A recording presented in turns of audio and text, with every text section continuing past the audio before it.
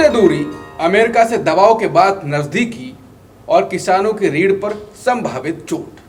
क्या trade deal के नाम पर भारत चुपचाप झुक रहा है और क्या इसका खामियाजा सबसे ज्यादा गरीब किसान और आम लोग भुगतेंगे?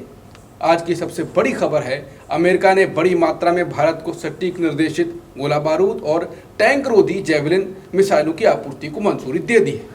करीब $93 मिलियन यानी लगभग 800 करोड़ रुपए के हथियार बेचने की अब अमेरिका ने मंजूरी दी। ऐसी खबरें हैं कि ट्रंप ने भारत से अमेरिका में बने और अधिक हथियार खरीदने की अपील की थी। ये भी कहा जा रहा है कि जब मोदी अमेरिका गए थे लगभग 6 महीने पहले, तब ये बात हुई थी। इससे पहले भारत रूस से तेल में कटौती कर चुका है। दबाव के बाद अमेरिकी एलपीजी आयात बढ़ा चुका है। अमेरिकी कपास पर आयात शुल्क हटा चुका है। रिपोर्ट्स आ रही हैं कि अमेरिका और भारत के बीच नवंबर के अंत तक एक ट्रेड डील होने की उम्मीद है। रिपोर्ट्स में कहा जा रहा है कि भारत अब अमेरिकी सोयाबीन, मक्का और कुछ डेयरी उत्पादों के लिए अपना बाजार खोलेगा। मैं इसको फिर से रिपीट करता हूं कि भारत अब अमेरिकी सोयाबीन, मक्का और कुछ डेयरी उत्पादों के लिए अपना बाजार खोल देगा। और बदले में क्या? अमेरिका भारत पर लगाए गए पेनल्टी टैरिफ हटाएगा। लेकिन इसके बीच सबसे बड़ा सवाल यह है, क्या भारत रणनीतिक साझेदारी बना रहा है या धीरे धीरे अमेरिका के दबाव में झुक रहा है? और क्या इसका अगला झटका सीधे भारतीय किसानों की कमर पर पड़ेगा, उसको तोड़ेगा? आज इन्हीं सवालों पर करेंगे चर्चा और जानेंगे डील में क्या हो सकता है और डील के पीछे क्या है। नमस्कार, मैं हूं अंकुर, आप देख रहे हैं सत्य हिंदी का धमाकेदार शो बेबाक मुकेश, जहां हम बेबाकी से सामने लाते हैं वो सच जिसे कोई छुपाना चाहता है। मुकेश सर, लगातार खबरें आ रही हैं कि कुछ कर रहे हैं पीछे पीछे। अब ये धमाकेदार 2 हथियार की डील की बात। देखिए अंकुर जी, लगातार एक के बाद एक डील हो रही हैं और ये पहले से ही मान के चला जा रहा था कि जैसे ही बिहार के इलेक्शन निपटेंगे ये डील एक एक करके होती जाएंगी। तो पहले आपने देखा कि तेल के मामले में डील हो गई, एलपीजी आप खरीदने के लिए तैयार हो गए और इसके बाद अब ये नया आ गया है कि आप अमेरिका से 800 करोड़ रुपए के हथियार खरीदने जा रहे हैं।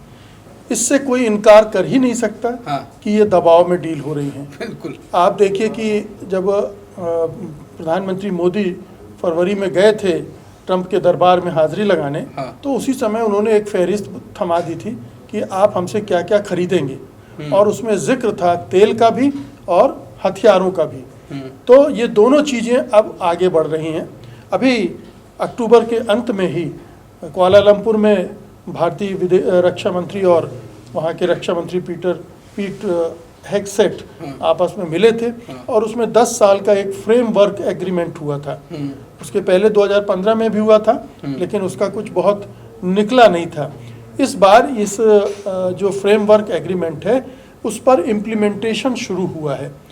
ये कहा जा रहा है कि भारत और अमेरिका एक बड़ी रणनीतिक साझेदारी के तरफ बढ़ रहे हैं, लेकिन दरअसल में हो ये रहा है कि अमेरिका धीरे धीरे आपको रूस से हटा रहा है और अपने ऊपर निर्भर कर रहा है। वैसे भी भारत उसका तीसरा सबसे बड़ा खरीदार है हथियारों का, पहले भी खरीदता रहा है, ये कोई नई बात नहीं है।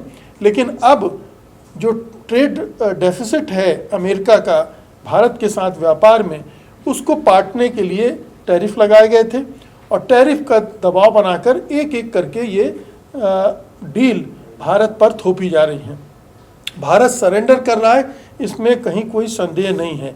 ये आप कह लें कि विशुद्ध ब्लैकमेलिंग है, या इसको कुछ लोग सॉफ्ट ब्लैकमेलिंग भी कह रहे हैं। तो ये सॉफ्ट ब्लैकमेलिंग है अमेरिका की, डोनाल्ड ट्रंप की, और वो लगातार इसमें सक्सेसफुल हो रहे हैं क्योंकि उन्होंने दूसरे तरह से इतने दबाव बना दिए। अभी एक दिन पहले ही ऑपरेशन सिंदूर के बारे में उन्होंने जो कहा, और उसमें प्रधानमंत्री मोदी के बारे में जो कह दिया सऊदी अरब में कि उन्होंने फ़ोन करके कहा था कि हम युद्ध विराम के लिए तैयार हैं। और उधर अमेरिका की एक और रिपोर्ट आई थी जिसमें ये बताया गया था कि पाकिस्तान को बढ़त है, बिल्कुल। और पहलगाम हमला जो था वो आपके अंदरूनी कारणों से हुआ था, उसमें क्रॉस बॉर्डर टेररिज्म नहीं था। तो ये अंतर्राष्ट्रीय स्तर पर कई स्तर पर अमेरिका दबाव बना रहा है और उस दबाव में भारत आ रहा है। मोदी सरकार आ गई है और एक एक करके डील कर रही है। आपने इशारा किया कि अब नेक्स्ट क्या है, तो नेक्स्ट वो ट्रेड डील ही है जिसमें आपके डेयरी प्रोडक्ट्स आएंगे, जिसमें मक्का आएगा, सोयाबीन आएगा, जिसको लेकर अमेरिका सबसे ज़्यादा परेशान है। और इसके पहले आपको याद होगा कि कपास को भी उसने खोल दिया था, कपास इंपोर्ट के लिए दरवाजे खोल दिए थे।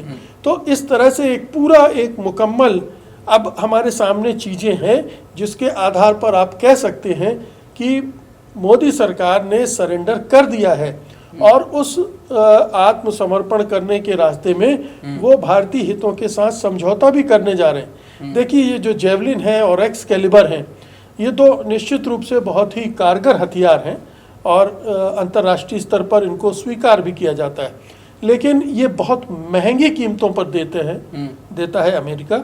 उसकी तुलना में रूस के जो हथियार हैं वो सस्ते हैं, थोड़ा कमतर होंगे लेकिन काफ़ी सस्ते हैं। और इस वजह से भारत जैसे जो आर्थिक रूप से उतना मजबूत देश नहीं है, रूस की तरफ झुकता है। रूस के साथ उसको और भी कई बेनिफिट होते हैं कि आप रूबल और रुपी में आप डील कर लेते हैं।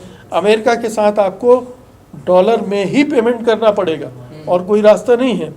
इसके अलावा जॉइंट प्रोडक्शन की बात हुई है इसमें कि इसका जो जेवलिन है और दूसरे जो आप हथियार खरीद रहे हैं उनका जॉइंट प्रोडक्शन भी होगा।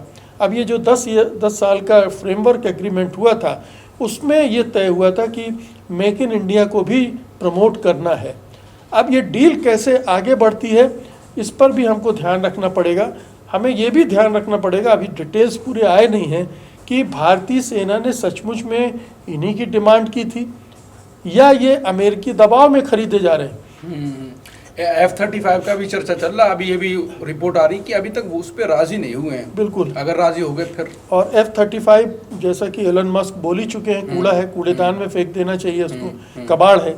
तो ये अगर इस तरह से हथियार खरीदता जा रहा है भारत, इसका बहुत साफ संकेत यही है कि अब बहुत जल्दी वो डील भी होने जा रही है जिसको लेकर हम सब आशंकित हैं, जिसमें हमारे एग्रीकल्चर सेक्टर को टारगेट किया जाएगा। और अगर वो डील होती है तो आपने अपने प्रस्तावना में जो कहा कि हमारे किसानों की कमर टूट सकती है, वो भी बहुत जल्दी आपको इस महीने के अंत में या दिसंबर के शुरुआत में उस डील के भी आपको डिटेल्स मिल जाएंगे। और वो डील जब खुलेगी तो बिल्कुल क्रिस्टल क्लियर हो जाएगा कि हाँ, भारत सरकार ने, मोदी सरकार ने किन किन मामलों में सरेंडर किया है और कितना सरेंडर किया है और उसका इम्पैक्ट हमारी अर्थव्यवस्था पर क्या होगा, हमारे किसानों पर क्या होगा, हमारे एग्रीकल्चर पर क्या होगा। क्योंकि बात तो हम अभी डेयरी प्रोडक्ट्स की कर रहे हैं, लेकिन और भी ऐसे बहुत सारे आइटम्स हैं जिनकी वजह से भी हमारी अर्थव्यवस्था पर असर पड़ना लाजमी है। तो देखना यह है कि ये ट्रेड डील किस तरह से की गई है। अगर ट्रेड डील में भी वही सारी चीज़ें मिलती हैं जिसकी आशंकाएं प्रकट की जा रही हैं, तो फिर तो समझ लीजिए कि ये टोटल सरेंडर होगा। अभी किस्तों में सरेंडर हो रहा है, फिर टोटल सरेंडर होगा। अगर इन्होंने कृषि और डेयरी प्रोडक्ट्स में डील में वो लाए, उनके लिए बाजार खोला, आपको लगता है ये बहुत बड़ा मोदी के लिए महंगा पड़ जाएगा अभी तक झुकना, और ये झुकना सबसे ज़्यादा उल्टा पड़ेगा? देखिए, अब मोदी सरकार जिस तरह से हैंडल करती है, आपने देखा किसान आंदोलन से कैसे उसने हैंडल किया। तो अगर मोदी सरकार के लिए उसमें ऐसी चीज़ें हुई जिससे वो कटघरे में खड़ा भी होती है, तो भी मैं उसका वो पीछे नहीं हटने वाली। वो तो सिर्फ ये देख रही है कि मेरा क्या फ़ायदा होगा, मैं स्टेबिलिटी, क्योंकि ये डर भी सता रहा है। ध्यान रखिए कि मोदी सरकार, उसके समर्थक बार बार ये कहते हैं कि जो इस खित्ते में या इस क्षेत्र के देशों में उथल पुथल हो रही है उसमें अमेरिका का हाथ है।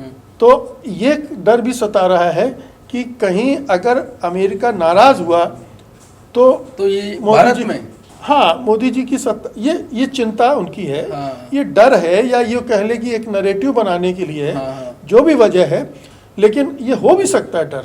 ये अंदर डर बैठा रहता, ऐसे जिस तरह के षड्यंत्रकारी लोग हैं उसमें ये षड्यंत्र भी होते रहते हैं। और चूंकि ट्रंप उस हद तक जा रहे हैं, अभी कई देशों में वो रिजीम चेंज के लिए काम भी कर रहे हैं। मतलब सरकार बचाने के लिए ये झुक रहे हैं क्या? हो सकता है, सरकार बचाने के लिए भी झुक सकती है मोदी सरकार।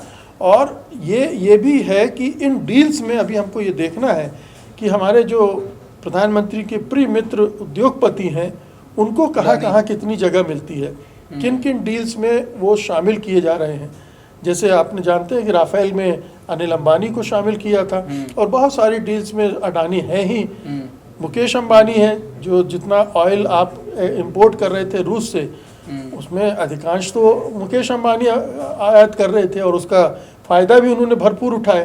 तो अभी और चीज़ें खुलेंगी, लेकिन ये सारा आपको दिशा बता रहा है कि भारत सरकार किस दिशा में जा रही है और किस हद तक सरेंडर करने के रास्ते पर है। आखिरी सवाल, इतना सब करने के बाद मोदी की जो मजबूत छवि, बार बार ये रिपीट सवाल होता है, वो ऐसी रहेगी, मेंटेन कर लेंगे? मुझे नहीं लगता कि मजबूत छवि अब रह गई है। मजबूत छवि तो खत्म हो गई थी ऑपरेशन सिंदूर में, जब उन्होंने युद्ध विराम के लिए राजी हो गए थे उसी क्षण, और उसके बाद इतनी बार ट्रंप ने दोहराया है और एक बार भी पलट के वो जवाब नहीं दे पाए हैं। या उसके पहले आप गलवान में जो हुआ था और चीन ने जिस तरह से आपकी ज़मीन पर कब्जा कर लिया और आप आज तक उस बारे में मुंह नहीं खोल पाए प्रधानमंत्री। या यूं कह लें कि पाकिस्तान बार बार कह रहा है कि हम 6 राफेल और ये गिरा दिया वो गिरा दिया, अमेरिका उसको सपोर्ट कर रहा है, आप खड़े होकर बोल नहीं सकते हैं। तो अब वो छवि नहीं रही, जो छवि मीडिया ने उनकी बहुत मजबूत नेता की बनाई थी वो तो कभी की ध्वस्त हो चुकी है। और ये सारी चीज़ें उसमें और भी ज़्यादा खरोंच लगा रही हैं, उसमें और ज़्यादा उसको नुकसान पहुंचा रही हैं। ये तो मुझे लगता है कि अगर उस तरह की डील हुई तो ये ताबूत में आखिरी कील की तरह साबित हो सकती है। ये तो मुकेश जी ने बहुत बड़ी बात कह दी, ताबूत में आखिरी कील। लेकिन अभी बिहार चुनाव तो नीतीश कुमार के साथ तो जीते हैं, अब देखते हैं छवि खराब होने से कुछ नुकसान होता है नहीं होता, क्योंकि उनके साथ भी एक पीआर बहुत तगड़ी है, बाकी मीडिया भी है।